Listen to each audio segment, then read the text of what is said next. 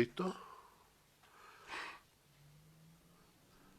Muy bien, buenos días. Estamos contentos porque estamos empezando un sábado más y una jornada más del programa El Culto en Familia.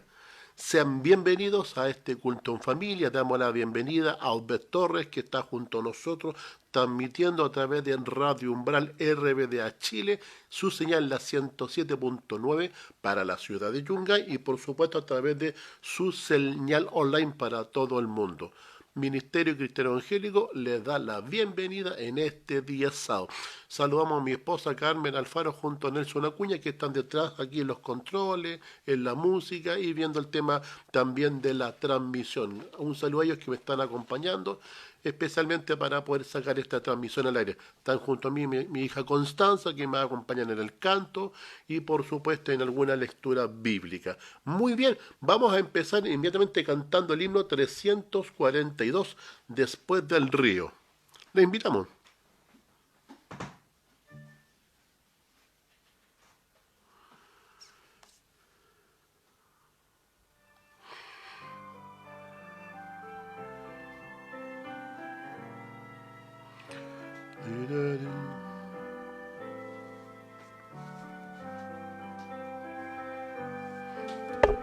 Dígale, necesito que me ponga el Facebook, necesito.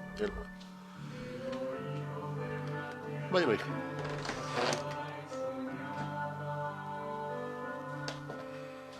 Lugar donde la alegría es total. Mis ojos, David, muy distante. Mis oídos ya escuchando música están. Cansadora es la vida aquí de este lado.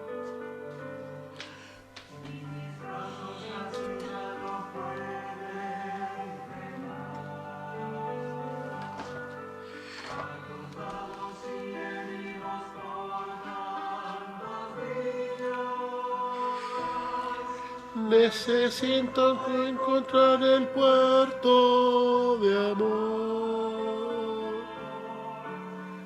Después del río existe un lugar para mí. Después del río existe paz. Después del río habrá felicidad sin fin. Con mi Jesús voy a morar. ¿Tiene su teléfono? Dale otra vez. He soñado con aquellas bellas moradas que ninguna ha visto en este mundo jamás. De bellezas que no pueden ser comparadas, pues la gloria del Señor se encuentra ahí. Mucho más hermoso soy que el sol al ponerse, o el reflejo del rocío en una flor. Redimido,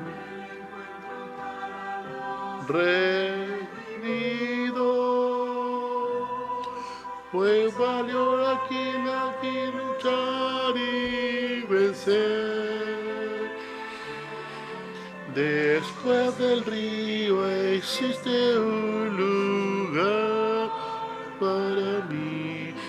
Después del río existe paz. Después del río habrá felicidad sin fin. Con mi Jesús voy a morar.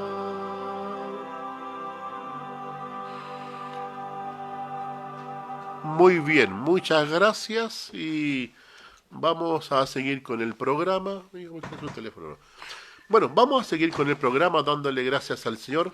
Vamos hoy día a tener una jornada, lo que hoy día vamos a titular La Biblia Responde. Ese será el programa para hoy.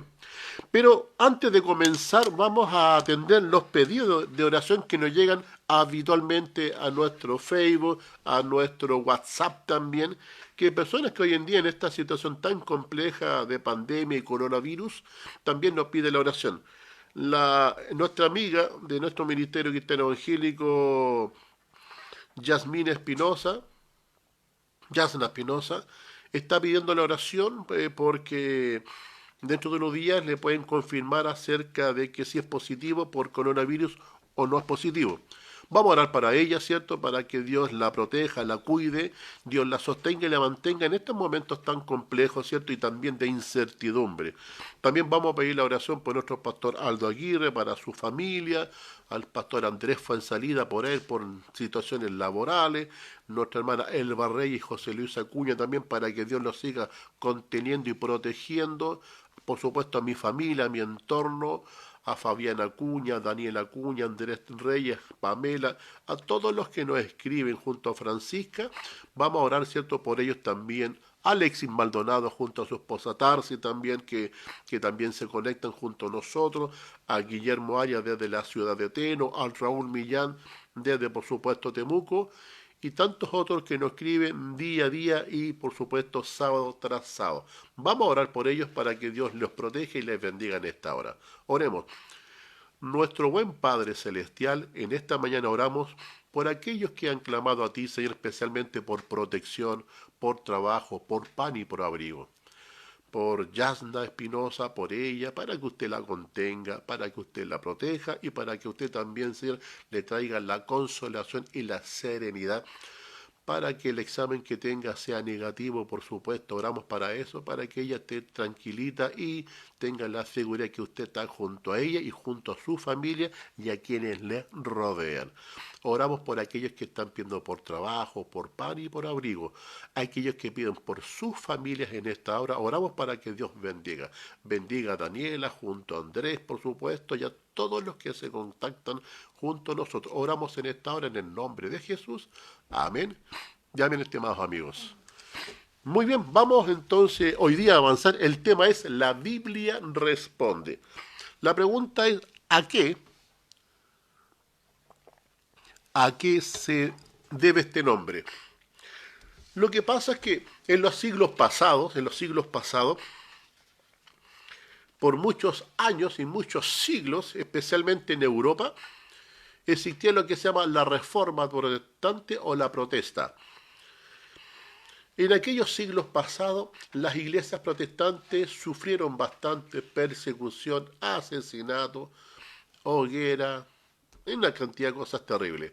Durante muchos siglos, no hablo de años, hablo de muchos siglos, las iglesias fueron perseguidas. Y la bandera de lucha de las iglesias protestantes fue un concepto que se llama la centralidad de la Biblia. En los siglos pasados la iglesia popular, hablemos de la iglesia católica, tuvo la hegemonía por sobre las demás iglesias y había una prohibición de que las personas tuviesen en sus manos la palabra de Dios. Solamente la administraba la iglesia popular y aquellos que independientemente quisieran abrir la Biblia, tener una Biblia, eran acusados de hereje. Entonces todos los reformadores, los protestantes como Martín Lutero, Willy Craig, Melanchthon Hughes y otros más, ¿cierto? Damos gracias también al trabajo de Cipriano de Valera, que ha sido de Reinas, que trabajaron para también transmitir la palabra de Dios, ¿cierto?, a otros idiomas. Hubo un esfuerzo. ¿Cuál fue el esfuerzo del mundo protestante en los siglos pasados de persecución? La centralidad de la Biblia. ¿Qué significa eso? Que la Biblia vuelva a las manos de las personas y que las personas tengan derecho a tener la palabra de Dios en sus manos, porque en aquella época estaba prohibida, sinceramente. Esa fue la lucha. Y después de muchos siglos, después de la revolución industrial, de la creación de la imprenta, se masificó lo que era la palabra de Dios con distintas personas que la empezaron a traducir, y la Biblia volvió a manos de las personas. Cuando la iglesia triunfó, por sobre la iglesia popular para luchar para la centralidad de la Biblia, que la Biblia volviese a manos de las personas. Después que la Biblia vuelva a manos de las personas, surge un gran problema. ¿Cuál fue el problema que surge después de esto?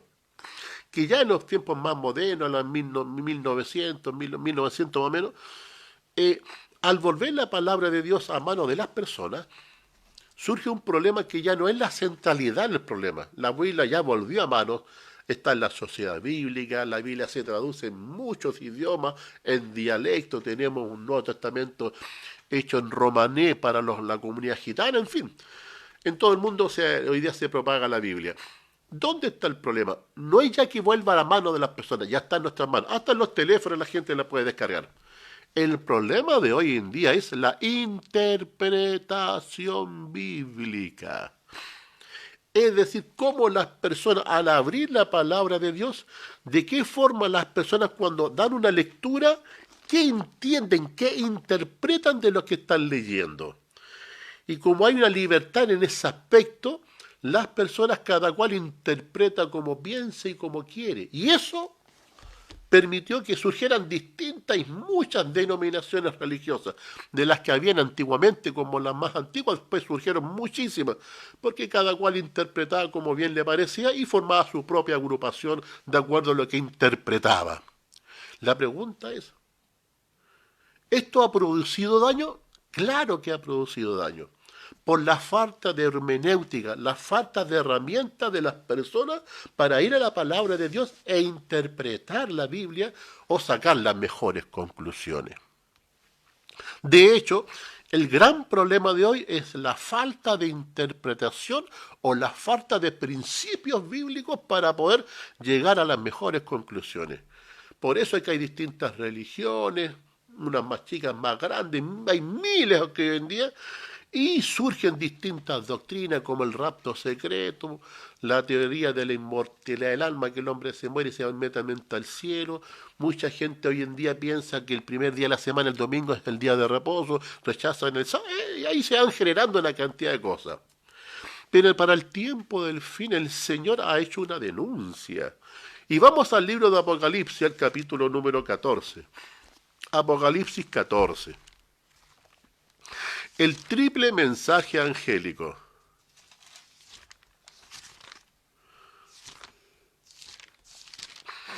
Apocalipsis 14 está en el contexto del mensaje de los tres ángeles.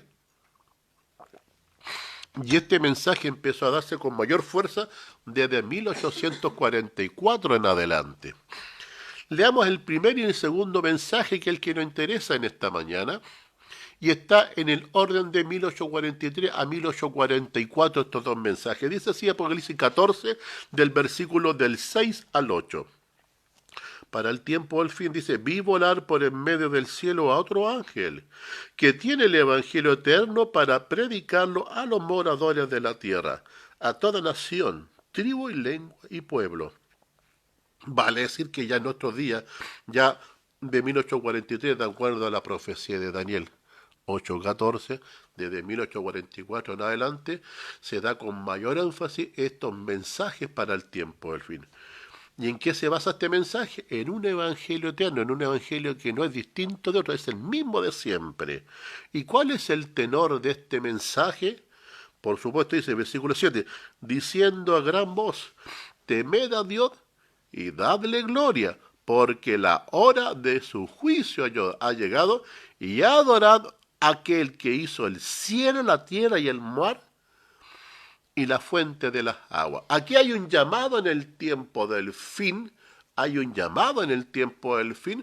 para que el mundo desde 1844 sea amonestado y vuelva a creer en el Dios creador, aquel que hizo el cielo, la tierra y la fuente de las aguas. Es decir, el día sábado es el día en que se conmemora al Dios creador y también está llamado al juicio, porque la hora de su juicio ha llegado. Pero en 1844 no tan solo se empieza a llamar la atención al mundo y al mundo protestante, también se hace una denuncia, especialmente en el versículo 8. Dice así, otro ángel le siguió diciendo, he aquí, ha caído Babilonia, la gran ciudad, porque ha hecho beber a todas las naciones del vino del furor de sus fornicaciones. ¿Cuál es la denuncia para el tiempo del fin? Que hay una Babilonia que hace beber de un vino que está adulterado y que es una fornicación. Preguntamos entonces, ¿qué Babilonia es esta que se presenta desde 1844 y se hace una denuncia? ¿Cuál es la denuncia? Que hace beber un vino adulterado y fornicado. Bueno, la palabra vino en el concepto teológico, ¿cierto? En lo que es Apocalipsis, significa doctrina. Y aquí un vino adulterado, es decir, doctrinas adulteradas, que no vienen con el sello del cielo. La pregunta es, ¿qué Babilonia es esta? Que en 1844 se la denuncia presentando un vino o una doctrina adulterada. Alguien decía que era la iglesia popular, pero se habla ha caído Babilonia. Si este mensaje fue presentado en 1844, y si nosotros que hemos estudiado Apocalipsis, los que nos han acompañado estudiando lo que es Apocalipsis, especialmente lo que es la Reforma Protestante y la profecía de los 1260 años o 1260 días. Sabemos que esa profecía parte en el 538 y se extiende hasta 1798. Y que en 1798, ¿cierto? Napoleón, ¿cierto?, fue quien le puso término y separó la iglesia del Estado. Separó a la iglesia popular del Estado. La iglesia popular en aquel entonces, por casi 1260 años, tuvo la hegemonía, mandando a través del Estado o de los reyes de Europa todos sus dictámenes y edictos a aquellas personas que iban en contra de la iglesia popular. Mediante el Estado hizo la opresión. Pero sin embargo en 1798 Napoleón con su general mandaron al destierro al Papa de aquel entonces, le quitaron, separaron la iglesia del Estado y eso es lo que hoy día nosotros conocemos como la herida de espada o la separación de la iglesia del Estado. Por lo tanto, ya en 1798 la Iglesia Católica estaba en esa condición de caída. Ya estaba caída en 1798 porque mediante Napoleón y sus generales separaron la Iglesia del Estado. Ya la Iglesia Popular no tenía injerencia ni de mandar a matar a través de los reyes de Europa. Pero dice que en 1844 en adelante el Señor hace una segunda denuncia en el mensaje del segundo ángel. Ha caído Babilonia. Si la Iglesia Católica en 1798 ya estaba caída, entonces ¿a quién se refiere en 1844 como a la caída de otra Babilonia? Si nosotros vamos al conflicto de los siglos, aún al capítulo que se llama Una amonestación rechazada, dice explícitamente que son las iglesias protestantes representadas en los Estados Unidos de Norteamérica. Estas iglesias protestantes están representadas en el versículo 8 del capítulo 14 de Apocalipsis, que son las iglesias protestantes que caen. ¿Y por qué caen? Porque cuando Mille fue a presentar el mensaje de la segunda venida, estas iglesias rechazaron ese mensaje. Por lo tanto, la denuncia de Apocalipsis 14:8 tiene más bien que ver con las iglesias protestantes, que su caída es gradual. ¿Y por qué están cayendo estas iglesias protestantes ya en 1844? Porque estas son las iglesias que hacen beber de un vino o de una doctrina adulterada. Leamos de nuevo Apocalipsis 14, versículo 8, que es el segundo mensaje desde 1844 en adelante. Otro ángel le sigue diciendo, ha caído Babilonia. Entendemos que en 1798 ya la iglesia estaba en condición de caída. Casi después de 60 años hay un mensaje que dice en 1844, ha caído Babilonia. Pero la iglesia popular en 1798 ya estaba en condición de caída. Por lo tanto, ¿qué otra Babilonia es la que cae en 1844? Dice así el conflicto de los siglos, a las iglesias protestantes representadas por Estados Unidos de Norteamérica, que aquellas iglesias rechazan el mensaje del advenimiento de Cristo. Pero no tan solo caen, dice porque ha hecho beber a todas las naciones del vino del furor de su fornicación. Por lo tanto, son las iglesias protestantes la que de alguna forma hay una denuncia que están presentando una doctrina o un vino adulterado. No es la iglesia popular, son las iglesias protestantes. ¿Es la iglesia popular la que presenta el rapto secreto o son las iglesias protestantes? ¿Quiénes son las iglesias que promueven el rapto secreto? Que ya vimos la vez pasada que obviamente no es una doctrina bíblica. ¿Es la iglesia popular o la iglesia protestante? Son las iglesias protestantes las que están promoviendo una falsa doctrina como el rapto secreto, como la vimos la vez pasada. La pregunta es, ¿qué otras falsas ideas de la misma palabra de Dios han presentado las iglesias protestantes como un vino adulterado entregándosela al todo el mundo? No es la iglesia popular. ¿Quiénes son los que salen presentando mensajes apocalípticos? ¿Es la iglesia popular o la iglesia protestante? Son las iglesias protestantes. Por lo tanto, en esta mañana vamos a ver algunas ideas de las que las iglesias protestantes están promoviendo, que definitivamente son ideas falsas, que no están en la palabra, y es una pésima interpretación de la palabra de Dios. Vamos a ir entonces viendo algunas de estas ideas erróneamente presentadas por la iglesia protestante, y que claramente Apocalipsis 14 presenta como la caída de Babilonia, porque hace beber doctrinas completamente adulteradas. Vamos al libro de Lucas. Vamos a buscar el libro de Lucas, el capítulo 16. Lucas capítulo 16. En la historia es una parábola de rico y Lázaro. Las iglesias protestantes han venido desde mucho tiempo tomando de esa parábola, promoviendo el estado de los muertos o la inmortalidad del alma. Hemos visto en capítulos anteriores, aquellos que no han seguido, si leen el capítulo 9 de Eclesiastes, donde dice que los muertos nada saben, porque perece su pensamiento, su odio, su rencor perece. Ya nada pueden hacer, lo que se hace debajo del sol, porque su pensamiento, dice así la Biblia, es puesto en el olvido. Por lo tanto, aquí muchos se han tomado de esta para presentar un vino o una doctrina adulterada o una idea completamente fuera de la palabra de Dios. Leamos entonces la parábola del rico y Lázaro para ir analizándola. Leamos del versículo 20 para adelante. 19. Había un hombre rico que se vestía de púrpura, de lino fino, hacía cada día banquete con esplendidez. Había también un mendigo llamado Lázaro que estaba echado a la puerta de aquel lleno de llaga. Ansiaba saciarse de las migajas que caían de la mesa del rico, y aun los perros venían y lamían sus llagas. Aconteció que murió el mendigo y fue llevado por los ángeles al seno de Abraham. Y murió también el rico y fue sepultado. Y en el Hades, es decir, en la sepultura, alzó sus ojos, y estando en tormento vio de lejos a Abraham y a Lázaro que estaba en su seno. Entonces él, dando voces, dijo: Padre Abraham, ten misericordia de mí, y envía a Lázaro para que moje la punta de su dedo en agua y refresque mi lengua, porque estoy atormentado en esta llama.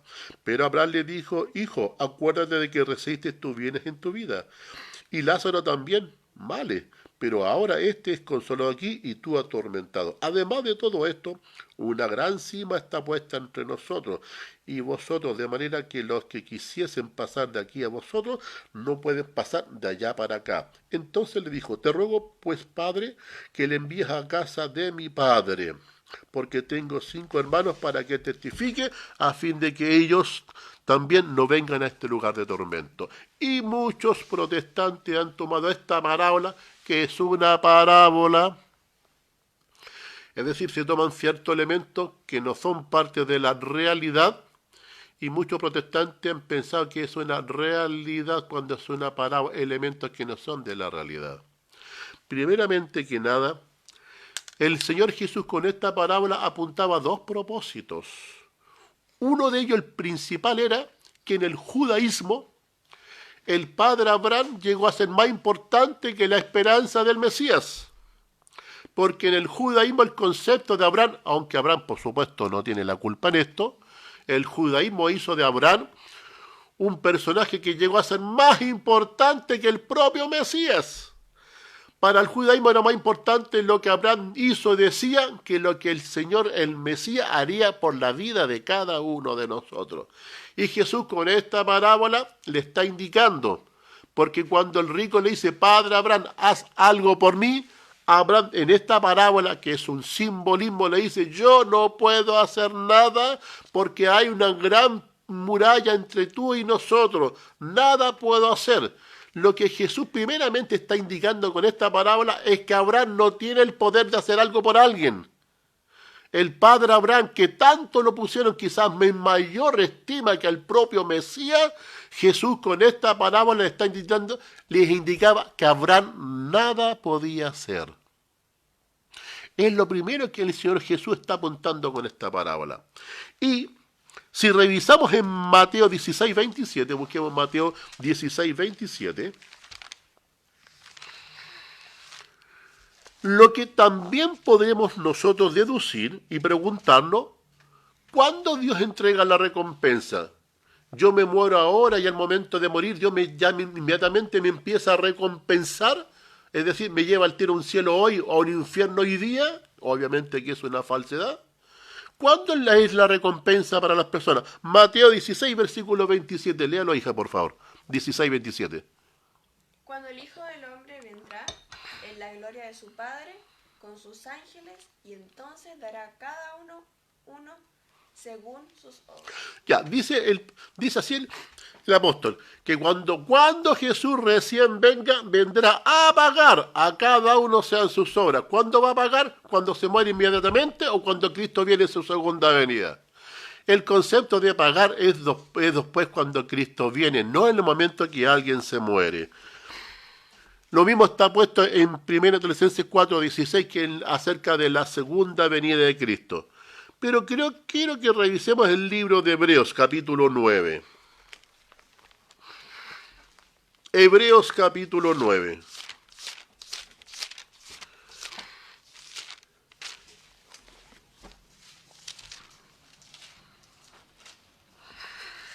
En Hebreos, capítulo 9, está lo que hoy día se presenta como un mensaje donde se recuerda a aquellos que de alguna forma se están presentando como el concepto de la salvación. Y versículo 28, Hebreos 9 y 28, ¿cuándo se recibe la recompensa? Dice así, así también Cristo fue ofrecido una sola vez para llevar los pecados de muchos y aparecerá por segunda vez, sin relación con el pecado, para salvar a quienes les esperan. Dice el capítulo de Hebreos que Cristo viene a salvarnos. ¿Cuándo nos salva? Cuando Cristo aparezca por segunda vez y sin relación con el pecado. La pregunta es, ¿no soy salvo yo en la cruz? ¿Cómo dice Hebreos que me viene a salvar? La diferencia es que una cosa es el derecho y otra cosa es el concepto del hecho. El derecho, desde el punto de vista del legalismo, significa que cuando Cristo muere en la cruz, Él ofrece en forma gratuita la salvación y el perdón para toda la humanidad. Por eso dice para todo aquel que en Él cree. Y todos los que creen aceptan, Cristo que le ofrece la salvación. Por lo tanto, en la cruz, ¿qué es lo que Dios otorga? El derecho. La pregunta es, ¿cuándo va a ser de hecho? ¿Cuándo va a ser de realidad? Cuando Cristo venga por segunda vez, dice, vendrá a salvar.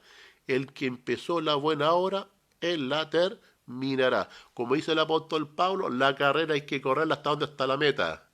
No se gana la carrera empezándola o en la mitad de la carrera. Dijo así el apóstol, el que empiece a estar firme, mire que no caiga. Entonces la realidad es cuando Cristo viene a hacer todas las cosas reales. Hebreos capítulo 11, avancemos rápidamente a Hebreos 11. Y en Hebreos 11 se nos presenta todo el concepto de la fe, aquellos que lucharon, que murieron por la fe. Aquí nos presenta, por ejemplo, versículo 7, Hebreos 11, 7, por la fe Noé, cuando fue advertido por Dios acerca de las cosas que aún no se veían, con temor preparó el arca para que su casa se salvase. Y por esa fe condenó al mundo y fue hecho heredero de la justicia para que viviese por la fe. Y aquí está hablando acerca de Noé, también habla acerca del versículo 9 de Jacob. Por la fe habitó como extranjero en la tierra prometida, como tierra ajena, morando en tiendas Isaac y Jacob como herederos de la misma promesa. Por lo tanto, si usted se fija y si usted lee del versículo 1 en adelante, dice, Abel por la fe ofreció a Dios un sacrificio. A Enón le fue traspuesto por la fe.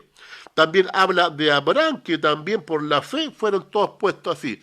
Y si usted se fija, Hebreos 9 hace un resumen de todos los que murieron por fe en la promesa de Dios. Ahí está Enoc, Abraham, Jacob, Esaú, Noé.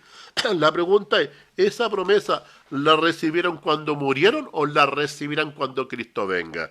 Hebreos 9, resumamos del 39 al 40. Leamos así. Dice así, y todos estos, aunque alcanzaron un buen testimonio mediante la fe que dice ahí, no recibieron lo. Dice que no lo recibieron. Aquí el capítulo 11 hace un resumen de todos aquellos que por fe vivieron. Abraham, Enoc, Noé, Jacob, Esaú, Isaac. Todos están puestos.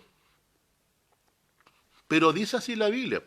Dice, y todos estos, aunque alcanzaron buen testimonio mediante la fe que dice ahí, no recibieron lo prometido, proveyendo Dios alguna cosa mejor para nosotros, para que no fuese de ellos perfeccionado ante nosotros. Lo que significa, mis queridos amigos, ¿qué cosa? Que cuando Cristo venga, ¿qué viene? A pagar a cada uno según sean sus obras. Todos estos que murieron, alcanzando un buen testimonio, dice, no recibieron lo. ¿Cuándo van a recibir lo prometido? ¿Cuando ellos mueren o cuando Cristo venga por segunda vez? Por supuesto, cuando Cristo venga por segunda vez. Si vamos entonces a la parábola del rico, la pregunta es, ¿estará en el seno de Dios? ¿Habrá ya recibido la promesa? Dice la Biblia que no aún no la reciben, porque cuando Cristo venga por segunda vez, ahí recibirá la promesa. Por lo tanto, por eso que Jesús en la parábola del rico y Lázaro hace como una alegoría, toma parte de la realidad, pero que no es una realidad. No es que Abraham esté en Dios y alguien vaya al cielo y Abraham lo tome y lo venga, ¿cierto? Está hablando de una cosa muy distinta. Lo que Jesús apunta en la parábola del rico y Lázaro, tomando esta figura, es para explicar al judaísmo, ¿qué cosa? Explicarle que Abraham no puede llegar a ser más que el Mesías. Tristemente, en un problema de Abraham, el judaísmo puso a Abraham en mayor preeminencia que la propia promesa de la venida del Mesías. Y Jesús ataca esto diciéndole, miren, Abraham le dice al rico que nada puede hacer. Le está explicando que Abraham es un ser limitado. ¿Y por qué es limitado? Según Hebreos 11, aún no alcanza, aún no se le entrega lo prometido. Cuando Cristo venga se le entregará. Volvamos a Lucas 16 para ir avanzando. Lucas 16, y el otro punto que Jesús apunta, que es el problema de las oportunidades. Fíjense, versículo 27, ¿cuál es la pregunta que le hace aquí, entre comillas, el rico? Entonces le dijo, te ruego pues, padre Abraham, que envíes a la casa de mi padre, porque tengo 5 hermanos, para que les testifique a fin de que no vengan ellos también a este lugar. ¿Cuál es el problema de las oportunidades? Dijo el rico, si yo ya estoy muerto, entre comillas, ¿cierto? Porque los muertos nada saben, y tú, Abraham, no puedes hacer nada por mí, porque en el fondo eso es lo que Cristo ataca, ¿cierto? Abraham no tiene el poder para hacer por sobre otro, es Cristo el Mesías solamente. Entonces dice el rico, entonces manda a alguien para que advierta a mis hermanos que están vivos, para que cambien de vida y no vengan a este lugar de tormento. ¿Cuál es el otro punto? El otro punto, el tema de las oportunidades. Jesús está demostrando que cuando el hombre se muere, hasta ahí llegó, no hay más oportunidad, hasta que el hombre cierra sus ojos y Dios retira su buen espíritu y el hombre vuelva al polvo donde fue creado, porque del polvo fuiste creado, el polvo tirás. De ahí para adelante no hay una segunda que dice ahí, oportunidad. Fíjense en la respuesta de Abraham. Y una respuesta entre comillas. Quizá versículo 29 de Lucas 16 dice así. Y Abraham le dijo, ¿cuál fue la respuesta de Abraham? A Moisés y a los profetas tienen. A él, óiganlo. Entonces Dios está demostrando a Cristo con esta parábola que en el tema de las oportunidades es hoy la oportunidad. No es que la gente después que se muere va a tener una segunda oportunidad, porque fue esta la respuesta de Abraham. Entre comillas, estaba muerto Abraham, aún no recibe la promesa, como dice Hebreos 11. Dice así Abraham, tienen la palabra de Dios en vida a Moisés y a los profetas, a ellos tienen que oír. Cuando la gente pide una oportunidad, la oportunidad se otorga después que se muere o hoy. Dijo así Abraham, a Moisés y a los profetas tienen. A él deben oír la palabra de Dios. Versículo 30. Entonces dijo, no padre Abraham, pero si alguno viniere de entre los muertos, entre comillas, se arrepentirán. Más Abraham le dijo, si no oyen a Moisés y a los profetas, tampoco se persuadirían, aunque alguno se levantare, entre comillas, de entre los muertos. Si usted se fija, la parábola del rico y Lázaro, esta parábola, no tiene que ver con el estado de los muertos, que los muertos se van al cielo cuando se mueren inmediatamente, y si alguien se muere siendo malo, inmediatamente se va a un infierno. Lo que Cristo apunta a dos cosas importantes, el tema de las oportunidades. La oportunidad no es después que se muere, es hoy. Dice así a Moisés, a los profetas a ellos deben oír. Y en segundo lugar, lo que Jesús apuntó es ¿qué cosa? Que Abraham no tiene el poder de salvar a las personas, como pensaba en el judaísmo. Porque Abraham había llegado a ser más importante que hasta el mismo Mesías. Bien, sigamos avanzando. ¿Cuál es la otra doctrina que el mundo protestante hace beber como están denunciando en Apocalipsis 14:8? La caída de esta Babilonia protestante que hace beber de un vino blasfemado y adulterado.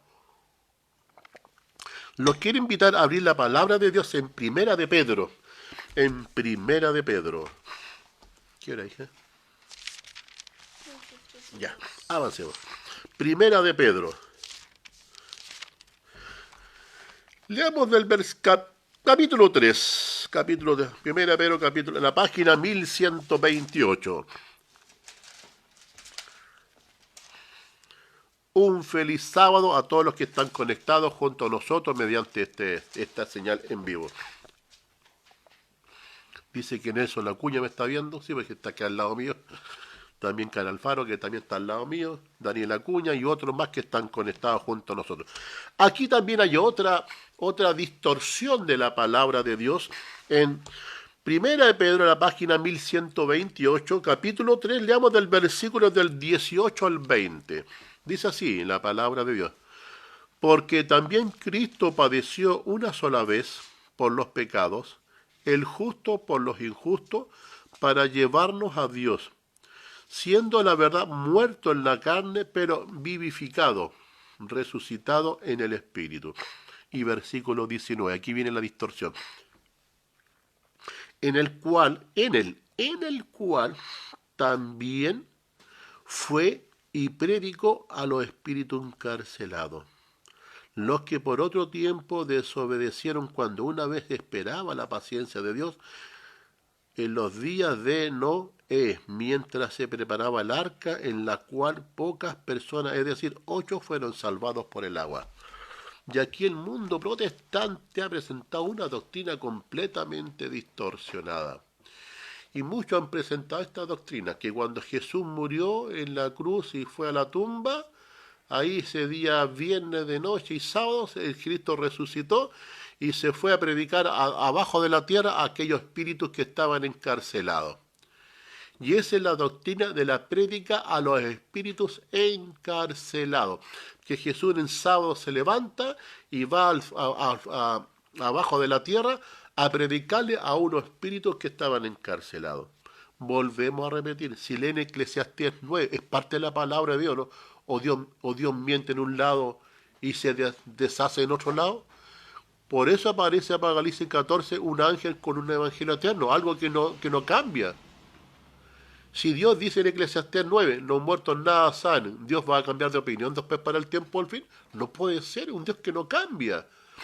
Por eso presenta el ángel el Evangelio con el Evangelio eterno. Apocalipsis 14:6. Vale decir, lo que Dios presenta en el Génesis, lo tiene que mantener hasta en el Apocalipsis, porque Dios no cambia. Si dice Eclesiastés que los muertos no saben lo que hace debajo del sol, entonces ¿a qué espíritu se refiere que Jesús fue a predicarle a los espíritus encarcelados? Veamos estas doctrinas falsas. Y volvamos a leer el versículo 19. Leamos el 18, dice: porque también Cristo padeció una sola vez por los pecados, el justo por lo injusto, para llevarnos a Dios, siendo a la verdad muerto en la carne, pero vivificado ¿en qué cosa? En el Espíritu. La pregunta es, ¿murió Dios? No, Dios no puede morir. Cuando Cristo baja a la tumba, dice así la palabra del Señor, y dice así el deseado de toda la gente: murió lo humano, pero no lo divino. La pregunta es, ¿quién vivificó? ¿Qué es vivificar? Dar vida, volver, ¿cierto? Llamarlo. Dice ahí, pero vivificado en su espíritu. Vivificado en su espíritu. ¿Qué significa esto? Vamos al libro de Romanos, al capítulo 8. Romanos 8, y sin perder, por supuesto, lo que estamos leyendo de 1 Pedro. Sin perder, porque vamos a seguir con 1 Pedro. Pero en Romanos capítulo 8. Dice que cuando Cristo murió en la carne, fue vivificado. ¿En dónde? En el espíritu. ¿Qué significa eso? Romanos 8 y versículo 11. Aquí el apóstol, Pablo le habla a los romanos acerca del nuevo nacimiento, de las condiciones para el nuevo nacimiento, acerca del Espíritu Santo. ¿Y qué dice el versículo 11 de Romanos 8, 11? Y si el Espíritu de aquel que levantó de los muertos a Jesús mora en vosotros, el que levantó de los muertos a Jesús, también vivificará vuestros cuerpos mortales por su Espíritu, que dice ahí, que mora en vosotros. La pregunta dice el apóstol Pablo: ¿quién levantó de los muertos a Jesús? El Espíritu Santo. Aquel Espíritu, dice, que levantó de los muertos a Jesús, también, dice, vivificará vuestras vidas, o les dará vida, si es que mora en ustedes. Esta es la obra de ¿qué cosa? La obra del poder ¿de quién? Del Espíritu Santo. Por lo tanto, volvamos entonces a 1 Pedro 3, versículo 18, ¿cierto? Para ir ahora racionalizando un poco el tema. Porque también Cristo padeció una sola vez por los pecados, y el justo por el injusto, para llevarnos a Dios, siendo a la verdad muerto en la carne, pero vivificado, levantado ¿por quién? Por el Espíritu Santo. Versículo 19. Dice, el cual en el cual.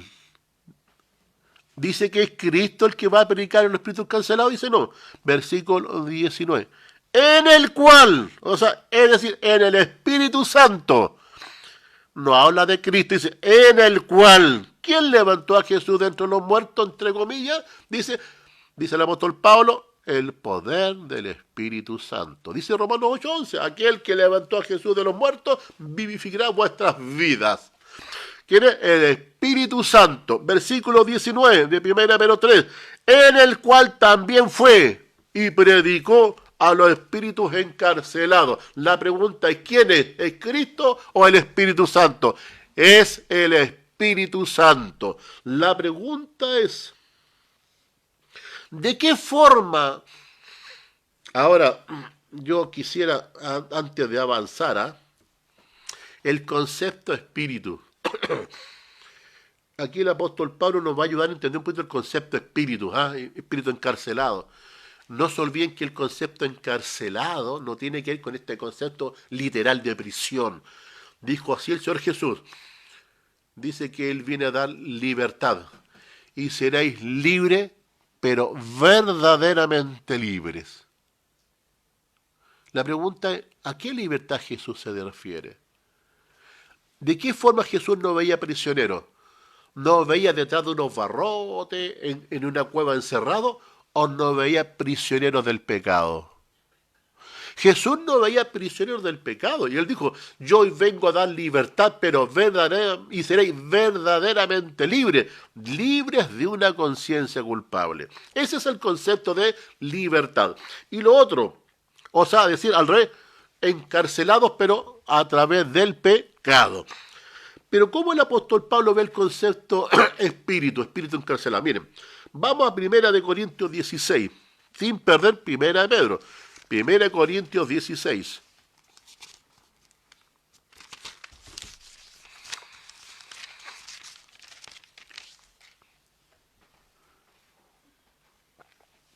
En 1 Corintios capítulo 16, y leamos el versículo número 18.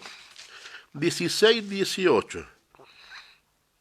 La pregunta es, el apóstol Pablo, ¿cómo se veía a sí mismo? El apóstol Pablo, ¿cómo ve a su persona? ¿Cómo el apóstol Pablo relata cómo es su persona? Mire, con respecto a él, dice así, 16, 18, 1 Corintios, dice así, ¿por qué confrontaron mi espíritu y el vuestro? Reconoced pues a tales personas. Como dice el apóstol Pablo, ¿cómo se refiere a sí mismo? Como mi espíritu. El apóstol Pablo, ¿cómo se refiere a su persona? Como un espíritu. La palabra espíritu no este concepto griego, no este concepto helénico que tenemos nosotros en nuestra cultura griega o helénica, de esa cosa etérea, así como el Gasparín. No, la palabra espíritu aquí el apóstol Pablo la relaciona como a su propia persona, un ser consciente. Por eso él dice, ¿por qué confrontaron mi espíritu? Es decir, ¿por qué me están confrontando a mí como persona? Ahí tiene el apóstol Pablo un problema con los corintios. Veamos cómo el apóstol Pablo se refiere a su amigo Timoteo, segunda de Timoteo. Vamos a la segunda carta a Timoteo. Cuando el apóstol Pablo se refiere a su amigo, a este jovencito llamado Timoteo, ¿cómo el apóstol Pablo lo refiere? Segunda de Timoteo, el capítulo número 4. Esto está en la página 1106. 4 y versículos 22. Ya, cuando el apóstol Pablo escribe, el apóstol Pablo a sí mismo se refiere, ¿por qué confrontan con mi espíritu? ¿Por qué confrontan con mi persona? Pero cuando el apóstol Pablo se refiere a otro, ¿cómo lo trata? A Timoteo. 4 y versículo número 22. El Señor Jesucristo está con tu espíritu, con tu persona, con tu ser. Cuando el apóstol Pablo le escribe a Timoteo, ¿cuál es el consejo del apóstol Pablo? El Señor Jesucristo está con tu espíritu. La gracia sea con todos vosotros, y se despide. Amén. ¿Cómo el apóstol Pablo se refiere a otro? En este caso a Timoteo. El Señor está contigo, con tu espíritu. Es decir, con tu vida. Por lo tanto, el concepto espíritu se refiere a personas, a seres conscientes, a seres racionales. No se refiere a esta cosa etérea. Por eso, si volvemos a 1 de Pedro 3, versículo 19, volvamos a 1 3, al capítulo 3 y versículo 19, para ir ya comprendiendo un poquito esto. Dice, los que en otro tiempo desobedecieron. Aquí lo que está diciendo el apóstol Pedro, ¿ya? Está hablando de que el Señor de alguna forma, en algún momento, llamó a las conciencias de las personas. Y especialmente en el contexto de los antediluvianos, porque el texto está relacionado como en los días de Noé. En eso está basado el contexto. La pregunta es cómo el Señor le fue a llamar la atención a las conciencias de los antediluvianos. Dice, mediante su espíritu. Dios mediante el Espíritu Santo fue a llamar a las conciencias de aquellos que estaban prisioneros, pero del pecado. Dios estaba diciendo que tenían que ser libres, verdaderamente libres, para que entraran en el arca y no perecieran como perecieron. Esto no tiene nada de que ver que Cristo en el día sábado resucitó, que se fue al centro de la tierra, que en la tierra hay unas personas que estaban, unos espíritus que estaban encarcelados. No sale en la Biblia nada de esto. Romanos 8:11 dice que Cristo fue levantado por el Espíritu Santo. Aquel que lo levantó también vivificará estas vidas. Porque el texto dice, según el versículo 19, primero dice, en el cual también fue y predicó. a las personas que estaban prisioneras en el pecado. ¿Cómo Dios fue a predicar en aquel tiempo, en los tiempos de Noé? ¿Mediante qué cosa? El Espíritu Santo. La pregunta es, ¿qué dice la Biblia? Los santos hombres de Dios fueron inspirados mediante el Espíritu Santo. Por lo tanto, el Espíritu Santo, ¿qué es lo que hace? Inspirar a los santos hombres. La pregunta es, en aquel tiempo, el Espíritu Santo, ¿a quién utilizó para predicar a aquellas personas que estaban encarceladas en el pecado? Vamos a segunda de Pedro, ahí mismo Pedro, pero un poquito más adelante en su segunda epístola, capítulo 2 y versículo 5. Leamos 2 y versículo 5. Y si no perdonó al mundo antiguo, sino que guardó a Noé, pregonero de justicia, con otras 7 personas trayendo el diluvio sobre el mundo de los impíos. La pregunta es, ¿el Espíritu Santo a quién utilizó para predicarle al mundo antiguo? Noé, pregonero de justicia. Por lo tanto, es una falsedad cuando alguien predica y dice que Jesús resucitó el día sábado y se fue al centro de la tierra a predicarle a algunos espíritus que están encarcelados. Es una fábula, es una doctrina de demonios. Como hemos visto a través de la palabra de Dios, no existe tal aseveración. El apóstol Pedro en su primera y en segunda carta está hablando de cómo Dios actuó en los días de Noé. La pregunta es, ¿a quién utilizó el Espíritu Santo para predicarle a la gente antigua? Noé, pregonero de justicia. Otra aseveración, vamos a seguir avanzando, ¿cierto? Porque el tiempo es oro. Miren, vamos a buscar otra aseveración que el mundo protestante nos ha venido muchas veces ofreciendo y en forma errónea, ¿cierto? Es que vamos a Lucas 23. Vamos a pasar a un segundo tema sobre el ladrón en la cruz. Lucas 23.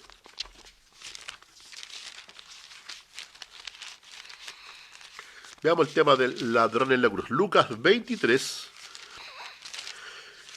versículo 43.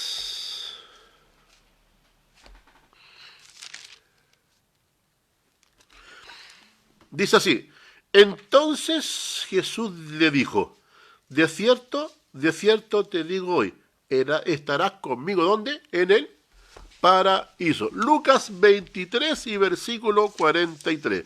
Vamos a hacerlo lo más breve con esto, no requiere mayor análisis, pero el mundo protestante también se toma de esto y hace una doctrina que no es parte de la palabra profética más segura.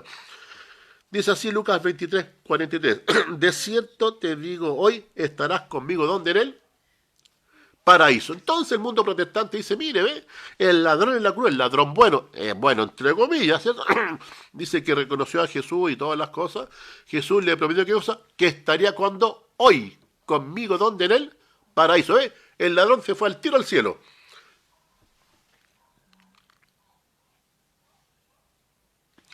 La pregunta es,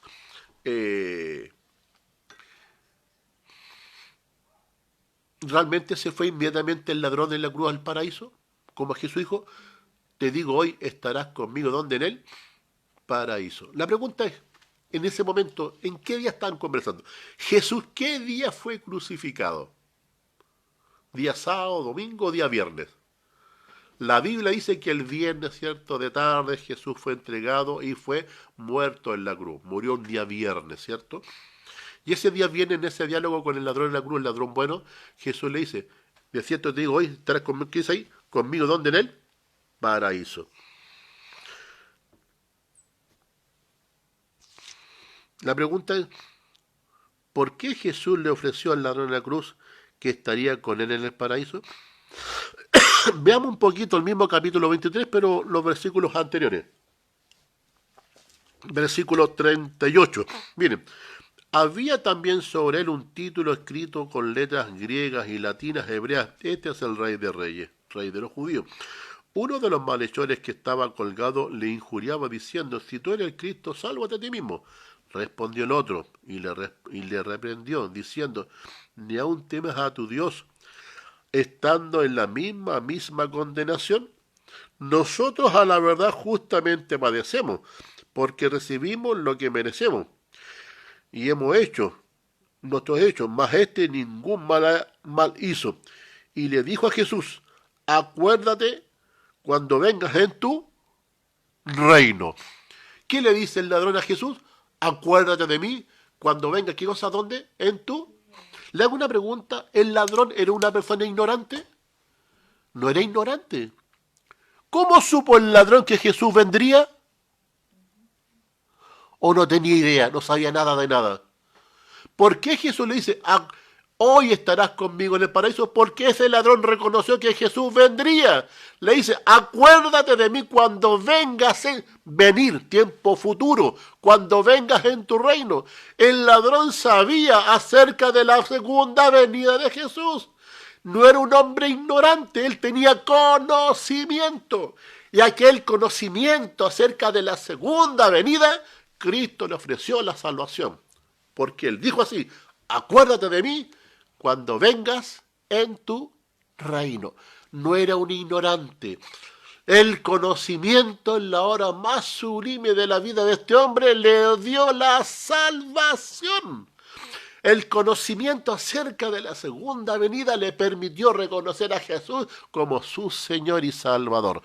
Y ante esa gran promesa, cuando dice, acuérdate de mí cuando vengas, el hombre no era ignorante, sabía y tenía conocimiento, y ese conocimiento le permitió decir a Jesús, cuando vengas en tu reino. Y cuando Cristo que le hizo, cuando escucha la respuesta sincera, te digo hoy, estarás, ¿qué cosa? Conmigo en el paraíso.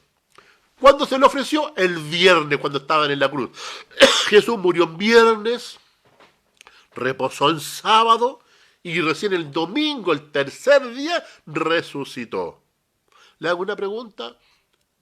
¿Jesús se fue el día viernes al cielo? No le dice eso al ladrón, ¿no? Te digo hoy, ¿estarás qué cosa? Conmigo, ¿dónde? En el paraíso. La pregunta es, ¿Jesús se fue el viernes con el ladrón al tiro al cielo? Si murió un viernes y recién resucitó un domingo en la mañana. Vamos al libro de Juan al capítulo 20, San Juan 20, para ir avanzando, ya la hora pasa rápidamente. San Juan 20.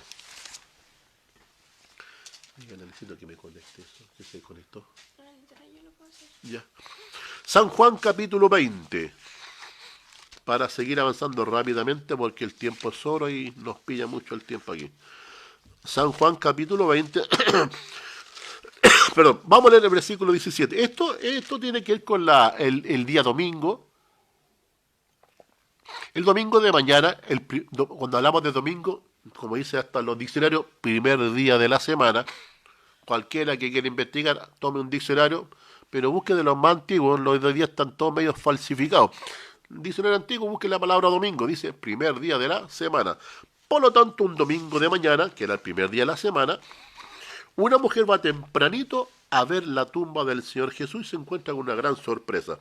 San Juan capítulo 20 y leamos el versículo número 17.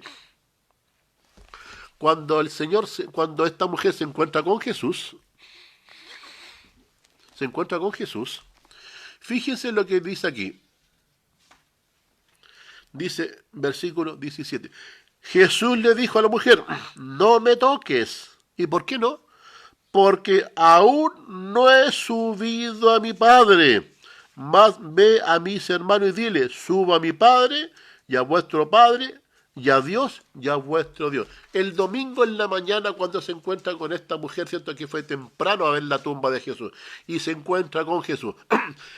¿Qué le dice Jesús el domingo en la mañana? No me toques, ¿por qué cosa? Porque aún no he subido a mi Padre. Por lo tanto, Jesús fue el viernes al cielo, fue el sábado al cielo, el domingo todavía no iba. ¿Qué dijo él? Aún no he subido a mi Padre. Entonces, ¿por qué le dice a este ladrón, hoy estarás conmigo el día viernes, si Jesús recién el domingo fue al Padre? ¿Jesús acaso es un mentiroso que le ofreció en ese momento a ese hombre que estaría con él en el paraíso y recién Jesús el tercer día recién estaba subiendo a la presencia del Padre y no antes? ¿Se acuerdan del tema de la fiesta de las gavillas cuando Jesús va con todo lo resucitado al cielo, no? Pero fue el tercer día, ¿no? No fue el día viernes. Lo que Jesús le ofrece al ladrón en la cruz, que la salvación hoy se la ganó. Cuando sí le dice a Jesús, hoy estarás conmigo en el paraíso, es una afirmación acerca de la salvación. Porque si ese hombre cerraba sus ojos y los muertos nada saben, cuando Cristo venga los iba a abrir y para este hombre iba a ser como que hubiera pasado casi un segundo. Hoy estarás conmigo en el paraíso. El ofrecimiento de Jesús al ladrón de la cruz es un ofrecimiento de la salvación que en ese momento, porque este hombre reconoce que Jesús viene por segunda vez, Cristo le otorga la salvación. Porque Jesús no se fue inmediatamente al cielo. Como dice San Juan, no me detengas porque aún no he subido a donde a mí, a mi Padre. Avancemos. Otra idea que anda dando vuelta por ahí, otra idea media extraña. Por eso es que Apocalipsis denuncia.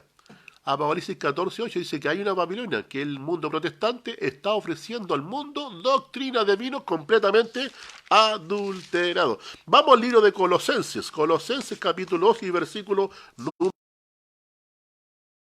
Veamos otras ideas que andan dando vuelta por ahí.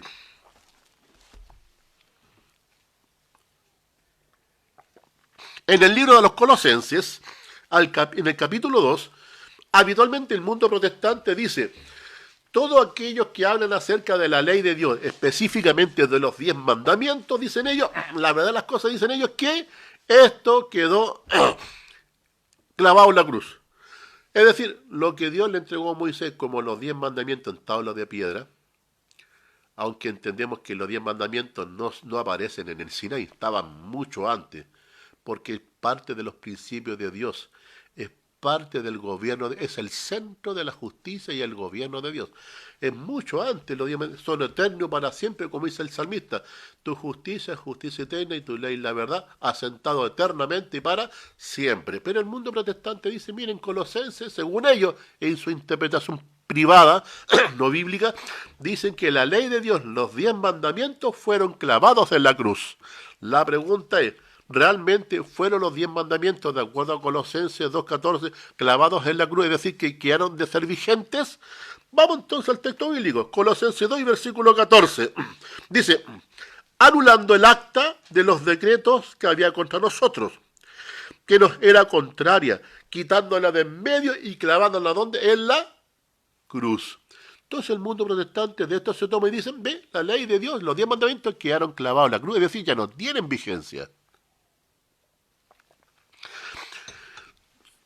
Todo cristiano honesto y de corazón, cuando lea Colosenses 2:14, dice la palabra los 10 mandamientos. ¿Encuentra usted esa palabra ahí? 10 mandamientos. Leamos de nuevo. Anulando el acta de decretos que había contra nosotros, que nos era contraria, quitándola de en medio y clavándola en la cruz. La pregunta es, ¿qué es lo que Jesús clavó en la cruz? O decir, ¿qué es lo que Jesús en la cruz ya termina y deja de ser? Aquí encuentra usted, estimado amigo, la palabra 10 mandamientos. ¿No está? ¿Qué es lo que hay? Acta y decretos. Aquí esto no habla de 10 mandamientos. Si uno es honesto con el texto bíblico, no sale la palabra 10 mandamientos. ¿Qué es lo que sale? Acta y decretos. Y fíjense el detalle. Fíjense lo que dice. Acta y decreto que nos era contraria. Hay algo que de alguna forma, actas y decretos que de alguna forma, que es lo que era, nos era contraria. Está la palabra los 10 mandamientos, no está en el texto bíblico. Alguien le agregó. Se olvidó lo que dijo el Señor así en Apocalipsis. Ay de aquel que le agregare y le quitare a las palabras de esta profecía. Ay de aquel. Por eso está la denuncia, Apocalipsis 14:8. Esta Babilonia, el mundo protestante, son los que hacen beber doctrinas adulteradas. Lo terrible, hermanos queridos, es que es el mundo protestante, usando la propia Biblia, están enseñando doctrinas de demonio. Eso es lo más terrible. Con la propia Biblia, presentando situaciones que no existen y muchas veces mal argumentadas por falta de hermenéutica o de interpretación bíblica. Si usted es honesto, aquí en Colosenses 2:14 nos sale la palabra 10 mandamientos, sale actas y qué más, y sale acta y decreto. Pero fíjese el detalle, dice así, la que nos era contraria. Veamos entonces la Biblia, cuáles son las actas y decretos que no eran contrarias que Jesús clavó en la cruz. Ni siquiera habla de 10 mandamientos. Vamos al libro del Deuteronomio. Ya con la idea puesta en nuestra mente, en el Deuteronomio, en el capítulo, le digo inmediatamente,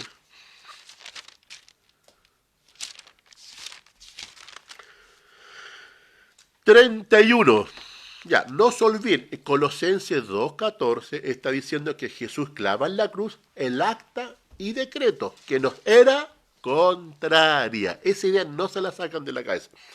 Si son honestos, ahí la palabra 10 mandamientos no aparece. Dice, la pregunta entonces, ¿qué es lo que es acta? ¿Y qué decreto que nos era contraria Cristo clavó en la cruz? Es decir, ya no tiene vigencia. Obviamente los 10 mandamientos ni siquiera salen en Colosenses 2:14. Veamos entonces, miren, Deuteronomio 31, leamos del versículo del 24 al 26, ¿ya? 24 al 26. Dice así el texto, orden de guardar la ley junto al arca. Dice ahí, orden de guardar la ley junto al arca. Aquí la palabra ley no tan solo se refiere a 10 mandamientos, la palabra ley es mucho más amplia que ese concepto. Dice, cuando acabó Moisés de escribir las palabras de esta ley en un libro, fíjense, aquí lo que Moisés está escribiendo, ¿cómo se le llama? Ley. Lo que Moisés escribe, es decir, todo lo que está puesto en el Pentateuco o en la Torá, como las leyes sanitarias, la vida que rige a los judíos con respecto a la economía civil, económica, religiosa, con respecto a las fiestas judías, todos los procesos religiosos, todo lo que Moisés escribe con respecto a la vida del judaísmo. ¿En qué la escribió Moisés? En un libro. ¿Y cómo se llama ese libro? Libro de la ley. Por lo tanto, aquí hay dos diferenciaciones. La ley de Dios o los 10 mandamientos fueron escritos en piedra, con el dedo de Dios. Lo que hace Moisés es escribir ciertas cosas, normas y leyes, que también se llaman ley, pero ¿en qué la escribe? En un libro. Es decir, lo que Moisés escribe, lo escribe en un libro. Ya ese libro se llama el libro de la ley, que es distinto a lo que Dios escribe en los 10 mandamientos que Dios le escribe personalmente. Por lo tanto, aquí la palabra ley no siempre se refiere a los 10 mandamientos. Se está refiriendo a las cosas que Moisés, ¿qué cosa? Estaba escribiendo. Volvamos al texto bíblico. Mire, fíjese. Cuando acabó Moisés de escribir las palabras de esta ley en un libro hasta concluirse, dio orden Moisés a los levitas que llevaban el arca del pacto de Jehová, diciendo, ¿qué está diciendo Jehová? Toma el libro de esta ley, es decir, lo que Moisés escribe, las leyes rituales, las leyes ceremoniales, dice, toma el libro de esta ley y póngala, ¿a dónde? ¿Dentro o al lado del arca? Al lado del arca. Ahí Moisés hace una diferencia. Lo que estaba dentro del arca eran los 10 mandamientos escritos en tablas de piedra, pero con su propio dedo. Y lo que Moisés escribe en cuanto a leyes rituales ceremoniales, se escribieron en un libro. ¿Dónde se pusieron? ¿Dentro o fuera del arca? ¿Y por qué se pusieron fuera? Porque Moisés entiende y hace una diferenciación. Lo que estaba dentro es eterno y para siempre. Y lo que estaba fuera, que lo que era una cosa temporal. Volvamos a leer. Versículo 26. Toma este libro de la ley, es decir, la ley de ceremoniales, lo que él escribe, y ponedlo al lado del arca del pacto de Jehová vuestro Dios. ¿Y qué dice ahí? Y esté allí por testigo contra ti. Fíjense, dice el apóstol Pablo a los colosenses que el acta y el decreto que fue clavada era aquella que nos era contraria. Ya que dice Moisés que lo que él escribe estaba en qué cosa escribiéndose, en contra, y esté allí por testigo en contra nuestra. La pregunta es, ¿en qué aspecto la ley de Moisés estaba en contra nuestra?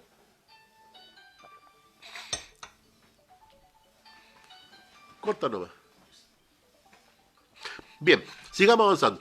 Pone rechazar. Por lo tanto, entendemos lo siguiente. La ley de Dios dice, acuérdate del día de reposo para santificarlo. Ya. ¿Qué pasa cuando la ley de Dios dice, acuérdate del día de reposo para santificarlo? Perfecto, ¿cierto? Pero cuando un judío quebrantaba el día de reposo y tenía que ser condenado o muerto lapidado, ¿dónde estaba la condena? ¿En la ley de Dios o en la ley de Moisés? ¿Dónde salía que cómo debía morir aquel que quebrantó la ley de Dios? ¿Dónde sale eso? ¿En la ley de Dios o en la ley de Moisés? La ley de Dios muestra el pecado, pero el que muestra la sentencia, cómo debe pagar, estaba en la ley de Moisés. Si alguien cometía, dice la ley de Dios, no cometerás adulterio, ¿cierto? Ya, perfecto. Pero aquella persona que cometía adulterio, ¿dónde sale cómo debía morir?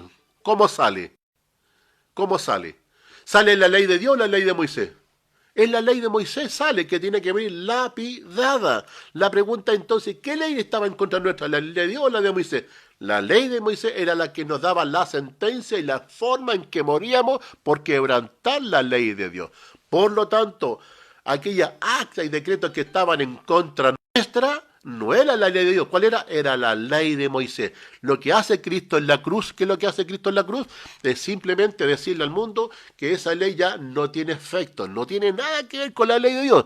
¿Qué cosa? Las leyes rituales y ceremoniales ya no tienen efecto porque Jesús ahora es nuestro Salvador. Ya no se requiere hacer ceremonia, de matar machos cabríos, no estamos obligados a cumplir con ciertas leyes ceremoniales porque ahora Cristo murió en la cruz por nosotros y Jesús nos hace acepto delante de su presencia. Por lo tanto, ese concepto que hace el mundo evangélico con respecto a Colosenses 2.14 no tiene nada que ver con la que cosa, con la ley de Dios. Lo que Cristo clavó en la cruz eran las fiestas ceremoniales que estaban aquí ahí, que de alguna forma estaban en contra nuestra, porque la ley de Dios muestra el pecado, pero la sentencia explícita, la forma en que había que pagar, estaba puesta en la ley de ¿dónde? En la ley de Moisés. Estimados amigos, el propósito entonces de esta conversación de esta mañana es mostrar que hay que ser serios y rigurosos cuando se estudia la palabra de Dios. Porque si no es así, al mundo lo llevamos a una distinción y a una mala comprensión de la palabra de Dios y nosotros podemos ser pastores que estamos llevando al desfiladero a la gente que nos está siguiendo. Sigamos estudiando y avancemos en la palabra de Dios. Sigamos avanzando porque la palabra de Dios es viva y eficaz y la palabra de Dios se responde a sí misma. Por eso este tema se llamaba la Biblia responde. La Biblia es su propio intérprete. Las personas no pueden poner de su propia cosecha porque la provisión está, hay de aquel que le agregue o le quite